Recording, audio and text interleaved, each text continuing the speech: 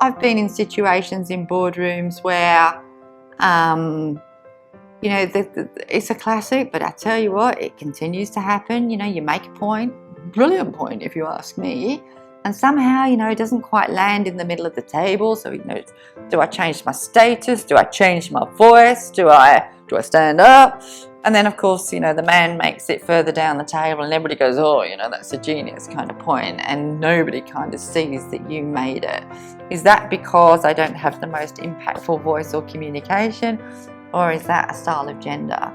But I also discovered something else a few years later, which was fascinating to me, in the sense that, so yes, I'm a feminist, I'm an ardent feminist, but actually I'm also a manist as well. So a few years later, I got a role where my role was to mentor CEOs of a number of different non-competing businesses. It's with a company called The Executive Connection. Most of those were male. At first, a number of them, when I turned up as their female kind of chair and mentor, were like, what is she going to bring, etc., etc. But as time rolled on, I discovered something really kind of powerful.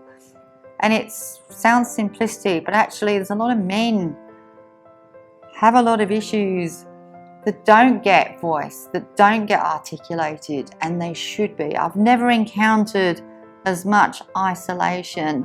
I've never encountered as much silent suffering, if you like, amongst those men as I encountered. Like with women, women are much more kind of open, they're much more kind of, I know you get queen bee syndrome, but much more kind of supportive, much more willing to listen, much more willing to sort of talk about their vulnerabilities.